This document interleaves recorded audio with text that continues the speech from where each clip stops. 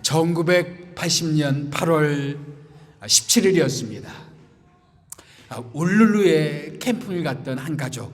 근데 거기서 생후 24개월 된 아이가 실종이 되었습니다. 부모는 경찰에 신고하기를 아마도 딩고가 물고 간다. 이 호주의 들개들이죠. 이 딩고가 물고 간 것 같다라고 신고를 했지만 경찰은 부모를 의심했습니다. 신고하는 부모의 태도가 너무 차분했다는 것이 이유였습니다. 또한 차량 계기판에 핏자국 같은 것들이 있었어요. 그래서 차에서 살해를 하고 아이를 어디에 유기한 것이 아니냐 하는 의심을 샀습니다. 더군다나 아빠의 아버지는 이단으로 취급받고 있는 제7일 안식교 목사였습니다. 그래서 혹시 부모가 광신적인 믿음으로 아이를 산 제물로 바친 것이 아니냐. 공교롭게도 아이의 이름이 아자리아인데 이것은 성경의 아사셀, 광야로 보내는 희생양을 의미하는 아사셀에서 나온 단어였습니다. 그래서 부모의 믿음이 혹시 이런 광신적인 믿음에 의해서 이 아이를 그렇게 살해하고 버린 것이 아니냐라는 의심을 받았습니다. 여러 가지 논란이 있었지만 결국은 부모가 살해한 것으로 판결을 받아서 아내는 종신형으로 그리고 그 남편은 범죄 은닉죄로 집행유예를 받았습니다. 그래서 그 남편은 집행유예를 받고 어느 정도 살다가 나왔고요. 아내는 종신형을 받았지만 인도주의적 결정에 의해서 3년 만에 석방이 되었습니다. 다시 재심을 신청을 해서 1988년에 다시 재판이 열렸는데 최종적으로 무죄를 선고받았어요. 그렇지만 여러 가지 미스터리와 의문이 남았기 때문에 무죄 판결이 난 이후에도 조사위원회가 결성이 되어져서 계속적으로 이 사건을 조사를 했습니다. 그리고 사건 32년이 되는 1912년 6월 달에 최종 보고서가 발표가 되었어요. 이 아이의 죽음은 100% 딩고의 소행이다라는 것입니다. 결정적인 단서였던 계기판에 있던 핏자국 같은 것은 새로운 과학적 기술에 의해서 확인됐는데 그것은 핏자국이 아니고 차량 제조 과정에서 있었던 유료 페인트의 그런 찢기였다라는 것이 밝혀졌습니다. 최종 무죄 판결을 받기까지 이 가정은 완전히 풍지박산이 났습니다. 끊임없이 사람들의 의심을 받아야 됐고 그리고 결국 이 부부는 이혼을 하고 말았습니다. 사람들의 어디를 가든지 이 사건을 기억했기 때문에 사람들의 의심, 억울한 누명을 썼지만 끊임없이 사람들의 의심을 받아야 되는 그런 상황에 처하게 됐습니다. 우리는 살다 보면 종종 우리가 원하지 않는 사람들의 의심을 받을 때가 있습니다. 심지어 억울한 누명을 쓰게 되는 경우들도 있습니다. 그런 억울한 누명을 쓰고 사람들의 의심을 받기는 오늘 성경에서 나오는 욥도 마찬가지였습니다. 욥은 끊임없이 내가 이런 고난을 당할 만한 이유는 없다. 왜 하나님이 나한테 이러신지 모르겠다라고 항변했지만 친구들은 계속 욥을 의심했어요. 분명히 너에게 무슨 죄악이 있을 것이다. 분명히 뭔가 있을 것인데 그것을 실토하라는 사람들의 추궁이 있었어요. 이것이 욥에게 너무 괴로웠습니다. 그래서 욥은 19장 2절 오늘 본문의 2절 말씀에 뭐라고 얘기합니까? 너희가 내 마음을 괴롭히며 말로 나를 짓부수기를 어느 때까지 하겠느냐. 이 짓부순다는 말은 세번역 보니까 산산조각 낸다. 쉬운 성경 보면은 박살을 낸다. 우리말 성경 보면은 갈갈이 찢어 놓는다. 그런 뜻입니다. 완전히 산산조각 내고 박살 내버리고 욥의 심정은 아주 갈갈이 찢어지는 그런 심정이었습니다. 또 3절 말씀 보니까 너희가 10번이나 나를 학대하기를, 여기 10번이라는 말은 글자 그대로 10번이라는 뜻이라기보다는 여러 번 거듭거듭 이 친구들은 욥을 추궁하고 욥을 달달달 볶아냈습니다. 너가 죄가 있다. 죄를 자백하라. 죄가 없이는 이런 고난이 올 리가 없다. 죄를 자백하라. 그래서 친구들 때문에 너무나 괴로웠습니다. 그래서 오늘 말씀도 22절 말씀 봐도 너희는 나를 박해하는구나. 핍박을 받고 있었어요. 친구들로부터 핍박을 받고 있었습니다. 그래서 욥이 친구들의 별명을 붙여줬어요. 두 가지 별명이 있었어요. 하나는 쓸모없는 의원. 의사는 의사인데 쓸모없는 의사였습니다. 또 한 가지 별명은 재난을 주는 위로자. 고통만 주는 위로자. 너희들은 쓸모없는 의원들이고 재난을 주는 위로자들이라 라고 말했습니다. 우리가 사람들한테 그런 취급받지 않았으면 좋겠습니다. 사람들을 위로한답시고 얘기하는데 쓸모없는 말들이요, 사람들 고통만 가하는 위로자가 되지 않았으면 좋겠습니다.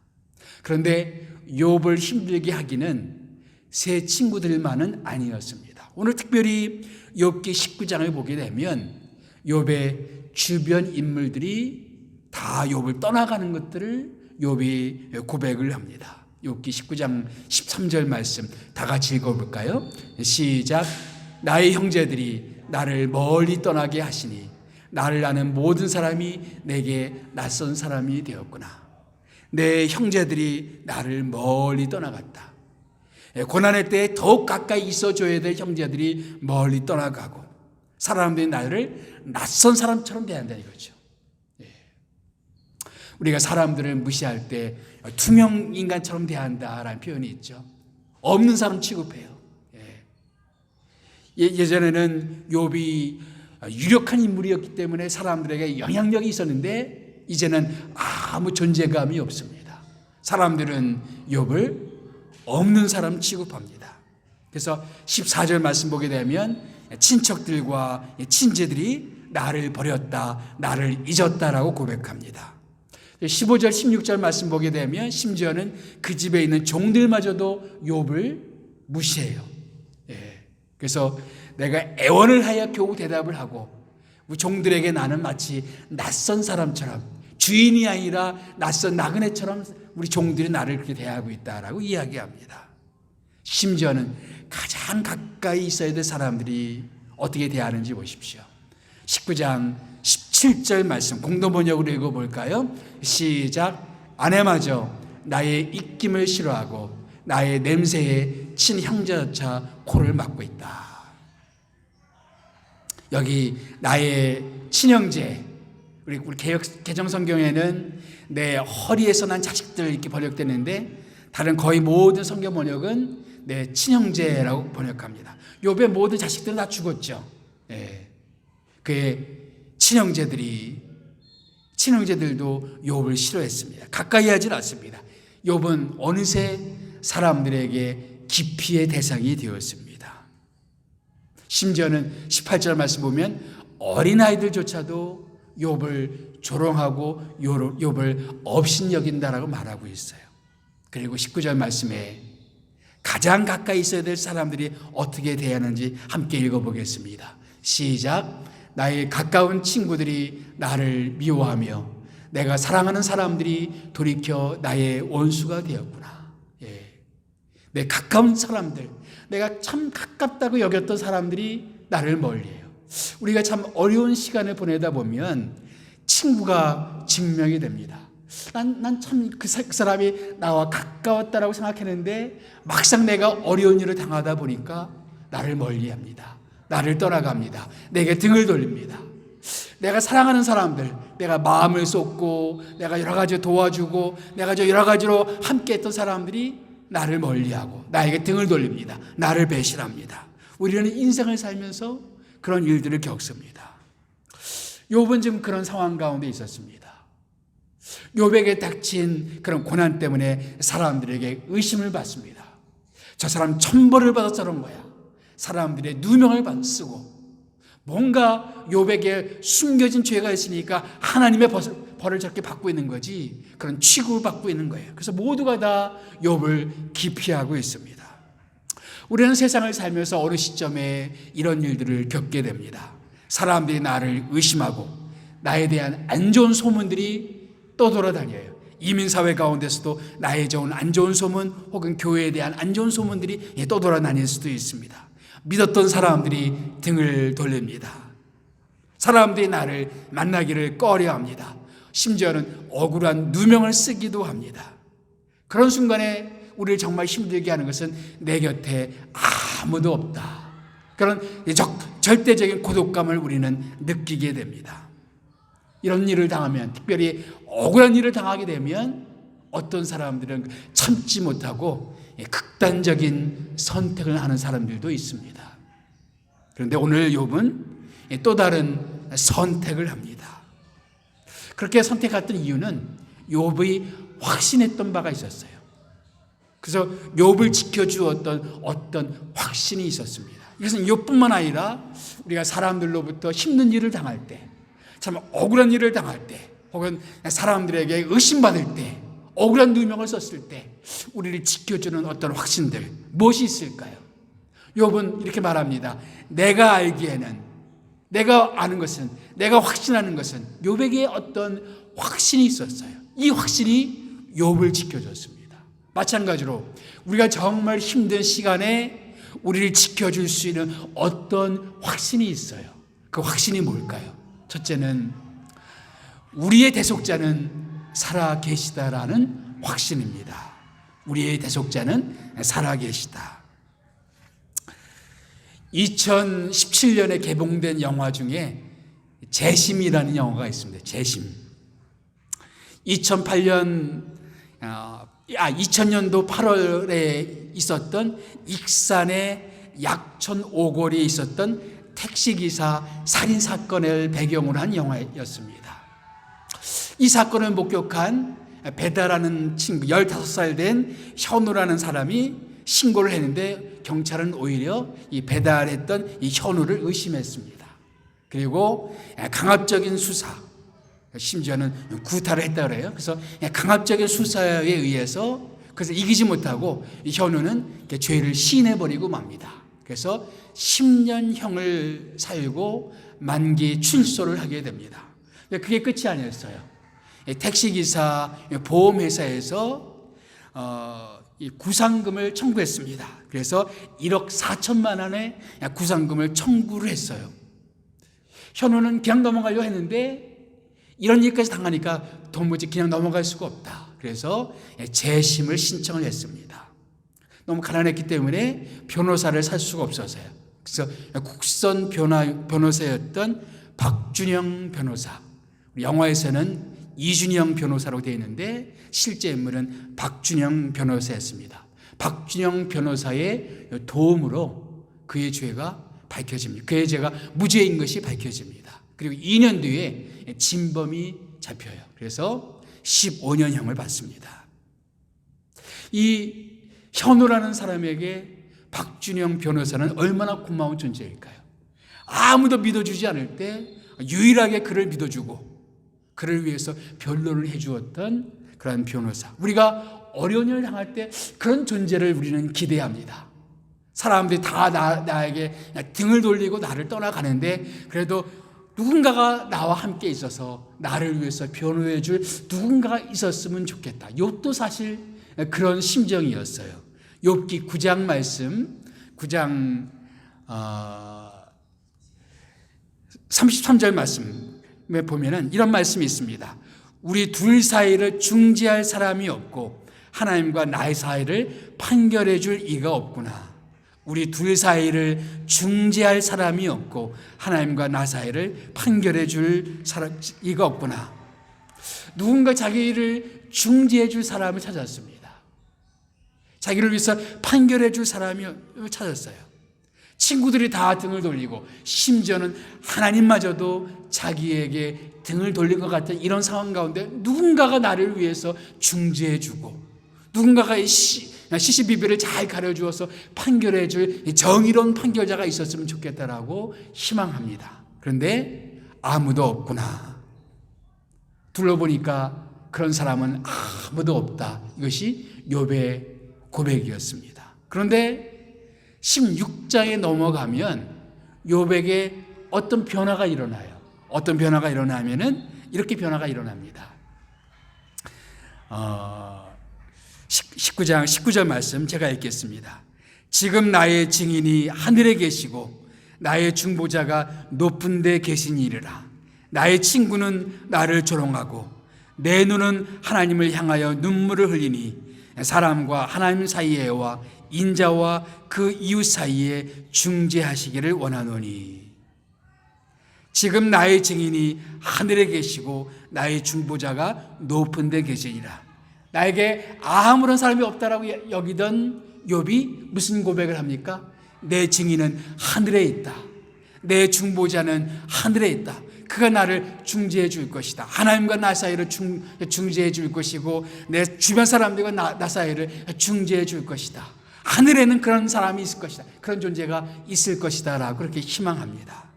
그리고 오늘 우리가 읽었던 욥기 19장의 그 확신은 더욱더 강해집니다. 우리 19장 25절 말씀 다 같이 읽어보겠습니다. 시작. 내가 알기에는 나의 대속자가 살아계시니 마침내 그가 땅 위에 서실 것이라. 9장에서는 나에게 중재자가 있었으면 좋겠다. 나의 판결자가 있었으면 좋겠다. 그런데 아무도 없다 그랬어요. 16장에서는 그런 분이 있다. 하늘에 있을 것이다. 그 소망을 얘기했어요. 그런데 19장에서는 그분이 이제 드디어 이 땅에 내려오실 것이다. 나의 대속자가 이제 이 땅에 내려와서 나를 위해서 증언해 주실 것이다. 이렇게 말하는 것입니다. 이 대속자라는 말은 히브리어로 고엘이라는 말이에요. 고엘. 이 고엘이라는 말은 뭐냐면은 이스라엘에는 이런 풍습이 있었습니다. 내가 어떤 재산을 잃어버리면 가장 가까운 순서대로 친척들이 내 땅을 대신 사주어서 내 기업을, 유산을 남길 수 있도록 도와주는 사람을 고엘이라고 불렀습니다. 근데 룻기를 보게 되면 보아스가 바로 기업 물을 자라고 표현됩니다. 기업 물을 자. 고엘입니다. 고엘. 히브리어로. 그래서 이 나오미 가족이 기근을 피해서 모압으로 가서 거기 모압 여인 룻을 며느리를 삼고 그랬는데 자기 남편도 죽고 두 아들도 죽고 절망 가운데 다시 고향 땅으로 돌아오니까 땅은 다 없어지고 그런 상황인데 가장 가까웠던 친척 중에 한 사람이었던 보아스가 룻과 결혼을 해주고 나오미의 가업을 잊게 만들어줍니다. 그래서 혈통을 이어줘요.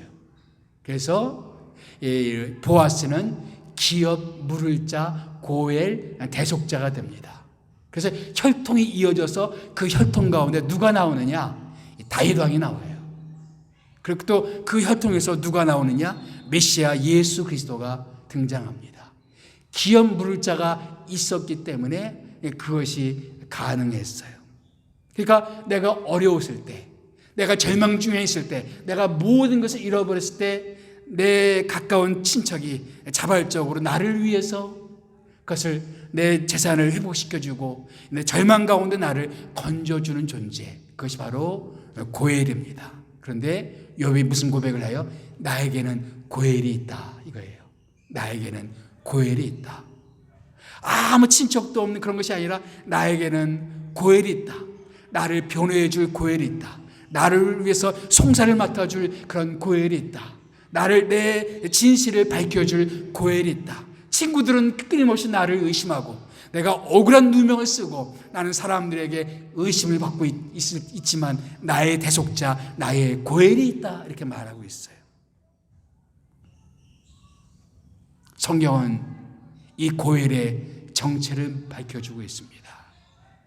갈라디아서 1장 4절 말씀 시작. 그리스도께서 하나님 곧 우리 아버지의 뜻을 따라 이 악한 세대에서 우리를 건지려고 우리 죄를 대속하기 위하여 자기 몸을 주셨으니, 대속이란 말, 우리의 절망적인 상태에서 우리를 건져주신 상태. 특별히 인류의 가장 큰 절망은 뭐예요? 죄 가운데 있는 거죠. 죄로 말미암아 영원한 하나님의 심판을 받을 수밖에 없었던 인간의 곤경, 인간의 절망, 어찌할 수 없는 희망도, 아무런 희망도 없는 그런 상태 가운데서 나를 건져주실 대속자, 예수 그리스도, 그분은 우리의 대속자가 되어주신다는 것입니다. 우리의 인생을 살면서 정말 아무도 없다고 여겨지는 그 순간에 끝까지 우리와 함께 계시는 분이 누구이신가? 우리 주님 예수님이시다라는 것입니다. 주님은 우리에게 약속해 주셨습니다. 내가 세상 끝날까지 너희와 항상 함께 계시리라. 나의 대속자는 살아계시니, 나를 변해줄 대속자는 살아계신다. 나의 대속자는 지금도 살아계셔서 나와 함께하고 있다. 이것이 욥의 고백이었습니다. 정말 힘들게 친구들과 변론하고 있지만 그를 지켜주고 있었던 한 가지 확신, 나의 대속자는 살아계신다라는 고백이었습니다. 두 번째, 욥이 가졌던 확신은 뭐냐면 부활의 몸으로 하나님을 보게 되리라라는 확신입니다. 욥은 자기에게 고엘이 있다, 대속자가 있다. 욥은 그 고엘은 하늘에 있다라고 고백해 왔어요. 욥기 16장을 보면 나의 증인은 하늘에 있다. 나를 위해서 중보해 줄 분은 하늘에 있다. 그런데 19장 25절 다시 이 말씀 보게 되면 뭐라고 얘기합니까? 내가 알기에는 나의 대속자가 살아계시니 어디에 계실 것이다? 마침내 그가 땅 위에 서실 것이라. 저 멀리 하늘에 계신 그런 분이 아니라 나를 위해서 이 땅에 내려오시고 이 땅 위에 나를 위해서, 이 땅 위에서 나를 위해서 증언해 주실 분이다. 그런 말입니다. 특별히 여기 땅이란 말은 티끌이란 말입니다. 문자적으로 티끌이란 말이에요. 바로 인간의 존재를 상징하고 있습니다. 인간은 티끌에서 왔다가 티끌로 돌아갈 존재입니다.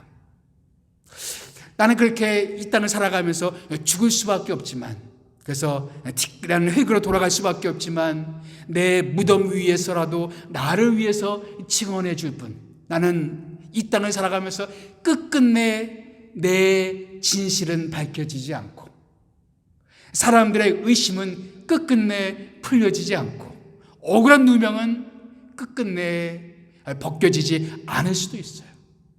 욥은 지금 그런 심정이에요. 나는 계속해서 욥은 그렇게 고백합니다. 나는 이제 곧 죽게 되겠구나. 나는 이제 곧 죽게 되겠구나. 그런 심한 질병으로 인해서 죽음을 느끼고 있었어요. 난 이렇게 죽게 되겠구나.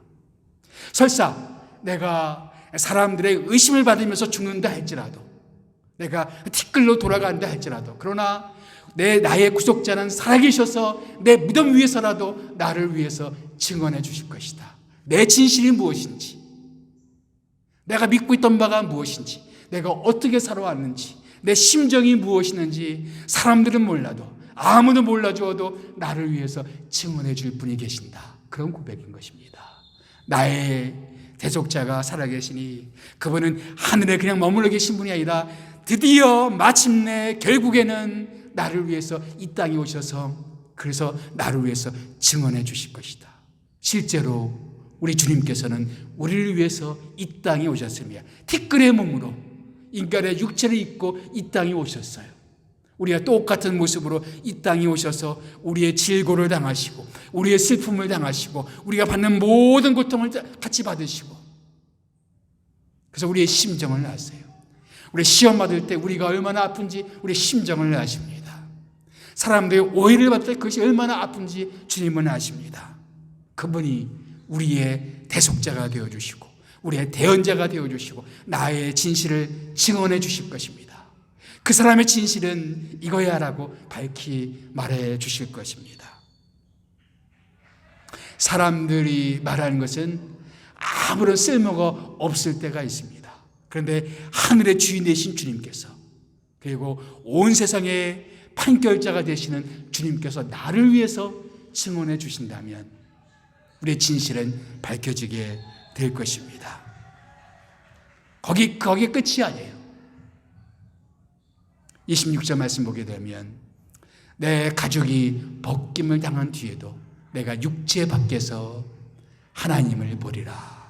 내가 육체 밖에서 하나님을 보리라. 육체 밖에서, 다시 말하면 부활의 몸으로 하나님을 뵙게 될 것이다. 지금 욥의 몸은 어떤 몸이에요? 온몸에 발바닥부터 정수리까지 온몸에 종기가 나서 질그릇으로 자기 몸을 긁어대야만 했던 그런 고통스러운 몸이었습니다. 이제 이 고통도 곧 끝나게 될 것이다. 그런데 죽음은 끝이 아니다. 나는 이제 육체 밖에서 새로운 몸으로 하나님을 보게 될 것이다. 고통에서 놓여지고 사람들의 의심에서 놓여지고 사람들이 가한 모든 누명에서 벗겨지고 이제 모든 고통에서 놓여지고 안식하면서 하나님을 보게 될 것이다 라는 그런 확신이었습니다. 다시 말하면 우리의 고통에는 끝이 있어요. 사람들의 의심에도 끝이 있습니다. 주님께서 우리 진실을 밝혀주시겠지만 그러나 언젠가 우리의 고통은 끝이 있습니다. 죽음으로 끝날 수도 있어요. 그러나 우리는 믿습니다. 죽음이 모든 것의 마지막은 아니다.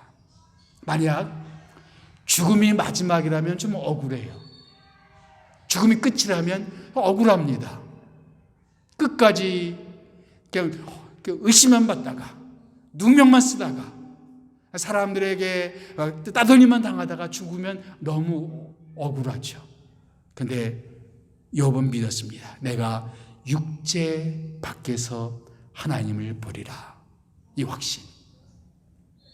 설사 이렇게 세상이 끝난다 할지라도 그래도 괜찮다. 나는 그래도 이 육체 밖에서 이 모든 걸 끝내고 나는 하나님 앞에 가게 될 것이다. 이 확신이 그에게 있었던 것입니다. 여러분, 우리는 세상을 살면서 고통스러운 몸을 경험할 수가 있습니다. 어떤 사람은 태어나면서부터 선천적으로 질병을 가지고 있는 사람도 있습니다. 그래서 그렇게 세상을 끝나면 너무 억울하지 않아요. 어떤 사람은 이 땅을 살아가다가 불의의 사고를 당해서 평생 그 흔적을 안고 살아가요. 너무 억울하지 않아요? 그러나 그것이 우리의 끝이 아니다. 우리는 부활의 몸으로, 새로운 몸으로 우리는 주님을 만나게 될 것이다. 욥이 온몸에 발바닥부터 종기까지 난 온몸으로 고통스러워하는데 이제 그 몸이 아니라 부활의 새 몸으로 하나님을 만날 것을 기대하고 있었어요. 요한일서에서 요한은 우리에게 이렇게 말합니다. 우리가 장차 다시 오시는 예수 그리스도를 보게 될 터인데 그 주님을 보는 순간에 우리 몸이 그의 모습과 같아질 것이다 라고 말합니다. 우리가 재림하는, 주님이 재림하는 날, 우리가 주님 나라 가는 날 우리 몸은 달라질 것입니다. 우리의 모든 약한 것들은 다 사라질 것이에요. 우리의 몸의 모든 고통은 다 사라지게 될 것입니다. 우리는 그래서 영광스럽게 새로운 몸으로 주님을 만나게 될 것입니다. 세 번째, 욥을 지켜주던 확신이 있어요. 그것은 뭐냐면 하나님이 영접해 주시리라라는 확신입니다. 하나님이 영접해 주시리라는 확신. 욥을 가장 고통스럽게 했던 것은 뭐냐면은 경제적인 손실이 아니었습니다. 그는 거부였지만 한순간에 다 잃어버렸어요. 그를 힘들게 했던 거, 모든 자녀를 한꺼번에 잃었어요. 근데 그것이 가장 큰 고통이 아니었습니다.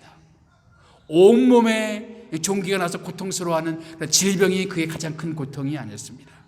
친구들이 끊임없이 자기를 의심하는 것이 그의 가장 큰 고통이 아니었습니다. 주변 사람들이 다 떠나가는 것도 그의 가장 큰 고통이 아니었습니다. 욥에게 가장 큰 고통은 왜 하나님이 나를 이렇게 대하시는지 도무지 영문을 알 수가 없는 거예요. 1장을 보게 되면 하나님이 욥의 울타리가 되어주셨다는 표현이 나옵니다. 울타리가 되어주셨던 분이에요. 욥의 울타리가 되어주셨던 그분이 왜 그의 가시가 되고 그의 원수가 되어주시는지 알 수가 없어요. 하나님은 왜 이러십니까? 나는 이유를 모르겠습니다. 내가 이런 일을 당할 만한 무슨 일이 생각이 나지 않습니다. 하나님, 이유가 뭐예요? 왜 이러십니까? 욥은 계속 이 질문을 가지고 친구들과 씨름하고 있었고 하나님 앞에 씨름하고 있었어요. 왜 하나님 나를 이렇게 적대적으로 대하시는지 알 수가 없었어요. 오늘 욥기 19장에도 그런 표현이 나옵니다. 19장 8절부터 그가 내 길을 막아 지나가지 못하게 하시고, 하나님이 내 길을 막으세요. 그래서 앞으로 지나가지 못하게 하십니다. 또 내 앞길에 어둠을 두셨으며 내 앞에 어둠을 두시는 분, 다른 분이 아니라 바로 하나님이 나한테 어둠을 두셨어요. 나의 영광을 거두어 가시며 나의 관모를 머리에 벗기시고 내가 누리던 모든 명예 다 실추시키시고 이 세상에서 천덕꾸러기 그런 취급을 받게 하시고 내가 썼던 모든 영광의 관모, 영광의 면류관을 벗기시는 하나님, 도무지 이해를 할 수가 없습니다. 하나님, 사면으로 나를 헐으시고 나는 죽었구나, 내 희망을 나무 뽑듯 뽑으시고 희망이 다 없는 상태예요. 누가? 하나님이 내 희망을 다 꺾으셨다는 겁니다. 하나님이 왜 이러십니까? 나를 향하여 진노하시고 원수같이 보시는구나. 왜 하나님이 나에게 이렇게 진노하시는지, 왜 하나님이 나를 이렇게 적대적으로 원수 보듯이 나를 이렇게 대하시는지 욥은 그 이해할 수가 없었어요. 그래서 계속 이 문제를 가지고 씨름하고 있는 겁니다. 그런데 오늘 욥기 19장에 보면 욥이 확신하는 바가 있어요. 27절 말씀. 내가 이제 육체 밖에서 그분을 뵙게 될 것인데, 하나님을 뵙게 될 것인데, 내가 그를 보려니 내 눈으로 그를 보기를 낯선 사람처럼 하지 않을 것이라. 욥기 19장의 키워드 중에 하나가 낯선 사람입니다. 욥의 모든 주변 사람들이 욥을 낯선 사람 취급했어요. 욥의 가정의 종들마저도 욥을 낯선 사람 취급했습니다. 그리고 하나님도 욥을 낯선 사람 취급하시고 심지어는 원수처럼 그를 대하셨습니다. 그런데 그때가 되면 더 이상 하나님이 낯선 분이 아니라 나의 하나님으로 나는 그렇게 하나님을 뵙게 될 것이다. 지금은 하나님 나를 원수 대하듯이 그렇게 대하실지 모르지만, 그러나 그때가 되면 낯선 사람처럼 원수처럼 그분을 뵙는 것이 아니라 나를 영접해 주시는 분, 바로 욥은 그 확신이 있었던 겁니다. 나의 대속자가 있어서 나를 변호해 주어서 나에 대한 모든 누명이 다 벗겨지고 이제 하나님이 나를 영접해 주고 나를 환대해 주고 나를 받아주실 것이다, 이런 확신이 있었던 것입니다. 드디어 그가 누리던 모든 것들이 언젠가 끝나게 될 것에 대한 희미한 희망이 있었어요. 물론 욥기를 읽어가면 다시 욥은 계속 그 믿음이 흔들려요. 그래서 계속 하나님을 원망하기도 하고 하나님께 불평하기도 합니다. 그게 인간이에요. 믿음을 가졌다가 식어지기도 하고 식었다가 다시 믿음을 갖기도 하고. 그러나 욥에게는 그런 희미한 믿음이 있었어요. 나의 대언자는 살아계신다. 나는 육체적인 고통 가운데 있지만 언젠가 육체 밖에서 부활의 몸으로 하나님을 뵙게 될 것이다. 모든 고통은 다 끝나게 될 것이다. 그날은 올 것이다. 그날 하나님은 더 이상 나를 원수처럼 나를 대하시는 것이 아니라 나를 환영해 주시고 나를 영접해 주시고 나를 품어 주실 것이다. 그분은 이제 나의 영원한 피난처가 되어 주실 것이다 라는 그런 확신입니다. 이 확신 때문에 욥은 그래도 믿음을 지킬 수가 있었고, 우리도 인생 가운데 때때로 사람들로부터 의심을 받고 주변 사람 다 떠나가는 그런 상황에서 우리를 지켜줄 수 있는 확신, 하나님은 나의 대언자가 되어주신다. 우리는 부활의 소망을 가지고 이 땅을 살아가고 있다. 마침내 하나님은 나를 영접해 주시고 나의 모든 것들을 알아주시고 나를 인정해 주실 것이다. 이 확신 때문에 욥도 승리했고 우리도 이 확신으로 승리할 수 있습니다. 이런 확신을 가지고 이 땅 가운데 승리하는 우리가 모두가 되기를 예수님의 이름으로 축복합니다. 기도하겠습니다.